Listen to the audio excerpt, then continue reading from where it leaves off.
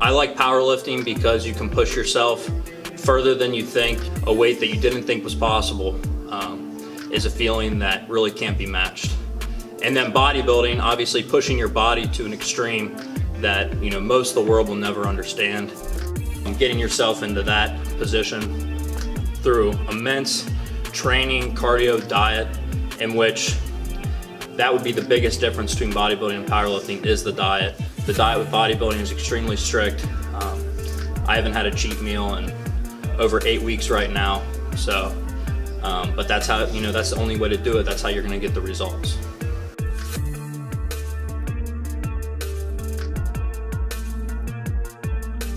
So over the past couple years, there's been a pretty big change in my physique.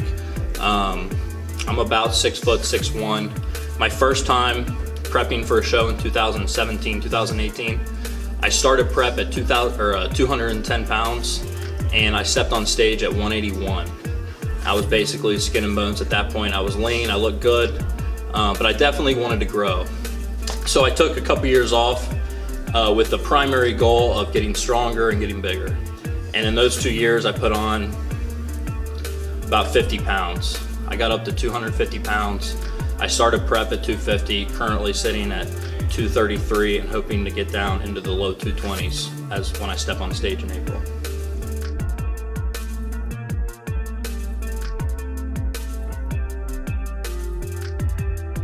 So one thing that separates me from a lot of bodybuilders that I know is my obsession with heavy weight. I always want to push the weight no matter what. Any way I can go heavier, I'm going to do that. And by training powerlifting for a few years, you learn different techniques that some bodybuilders may not utilize. You master the form, you master your mind-muscle connection and how to use each muscle to lift the desired weight.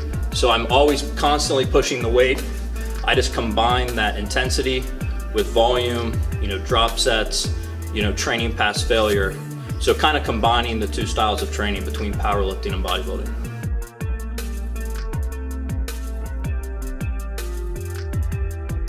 If I'm training for a powerlifting meet, I might lower my volume and push the weight a little bit higher, take longer rest periods. But usually, no matter what, whether I'm training for bodybuilding or powerlifting, I always like to, get a decent amount of volume in.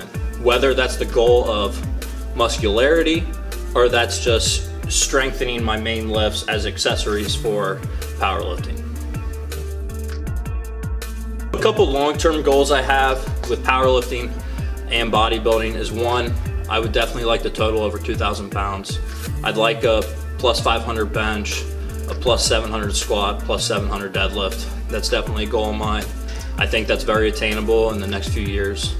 And then as far as bodybuilding goes, I would love to get my pro card. That's definitely a goal. Something that hopefully I can accomplish in the next 5 to 10 years.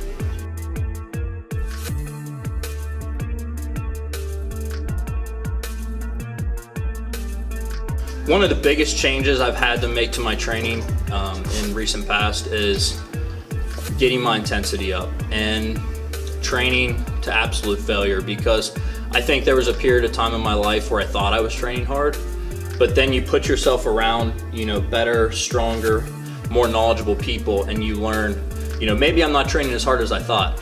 So then you kind of learn what it's like to train to failure, and then you can apply that to your own training and push yourself just as hard.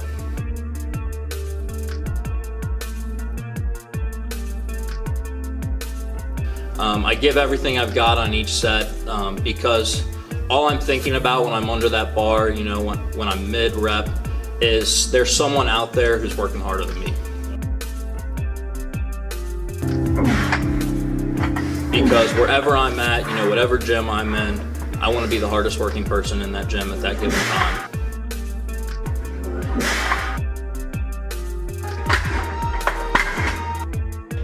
My name's Matt Holt. I competed in March of 2018. Dave Uhlman prepped me. I've been training here at Dixie Fitness with Ryan for like 6 months now or so. It's definitely a different environment training here. It's hard to find a training partner like Ryan. That's kind of why I joined this gym. I met him through the first show that we both did together, Northern Kentucky Grand Prix in March a couple years ago, and we just kind of stayed in touch ever since. We started training together like consistently once he started prep for the show that he's 9 weeks out of, I think, right now. So we kind of started training more consistently as he started that. I trained with him a few months prior to that, but it kind of started becoming an everyday thing recently. It's hard to find a training partner like Ryan.